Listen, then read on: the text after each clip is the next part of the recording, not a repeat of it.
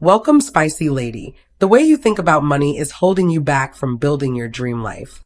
I've made millions in business, but my biggest financial breakthroughs came from mastering the psychology of money and rewriting the beliefs I had about wealth, success, and my own worth. So here are the 4 mindset shifts that will completely change how you think about money and help you build real wealth. Shift number 1. Play offense, not defense. That I had this goal of $10,000 in passive income per month. One night, years ago, I sat down and did the actual math on what I needed to earn and invest to hit it. At the rate I was going, saving, cost cutting, playing it safe, I realized I wouldn't reach that goal until I was 56. I was in my early 20s. I stayed up the entire night with knots in my stomach because it finally hit me. I was playing defense when I needed to be playing offense. Defense is, how do I save my way to wealth? Offense is, what problem am I going to solve that creates so much value that I get paid handsomely to solve it right now? The real question is, what value am I going to build and what assets can I create? You cannot save your way to significant wealth. It's mathematically impossible. The wealthiest people are never the best savers. They're smart with money, yes, but their real power comes from value creation. Look at where you're spending your time right now. If you're spending more energy cutting expenses than building income, you're playing defense. Start asking the number 1 offense question. What skill could I develop that would pay me twice my current income in the next 12 months? Even if you're early in your career, the shift from I am a cost cutter to I am a value creator changes everything. Next up, shift number 2.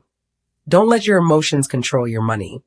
When I was 16, I was so embarrassed by the car I drove that I lied to my friends and told them it was my parents' car because I wanted them to think I was wealthy. My parents were wealthy, but they made it crystal clear that their money was not my money. I was broke and I hated it. That insecurity followed me. When I started making my own money, instead of using it wisely, I overspent to signal success before I had actually earned the lifestyle.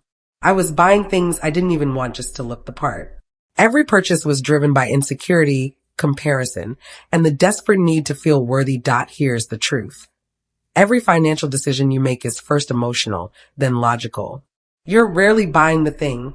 You're buying relief from an emotion. Fear of missing out, shame about where you are, anxiety about the future, the need to feel impressive. This is why someone making $150,000 can be broke and someone making $60,000 can build real wealth. It's not about the numbers. It's about the emotional driver behind the spending. Start tracking not just what you spend, but why you spend it.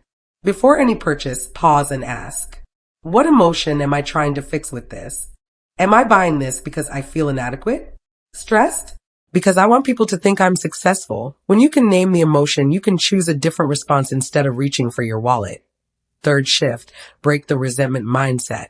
Early in my career, I used to see other women winning and I wasn't happy for them. I was jealous, insecure. When someone announced a big win, I didn't want to celebrate.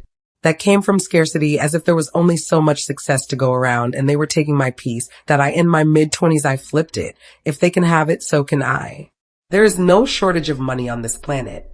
I decided to go get mine. Suddenly, successful women became inspiration instead of threats. Resentment toward wealth is one of the most self-sabotaging things you can carry.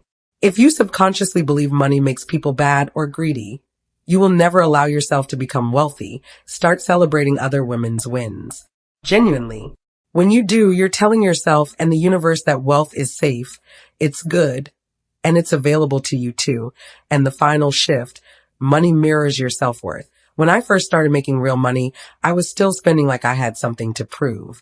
I had 40 lipsticks in my drawer I barely used. I was trying to fill an internal gap with external things that an amount of stuff can fix how you see yourself. Lottery winners go broke for the same reason people who hate themselves at 150 pounds still hate themselves at 130.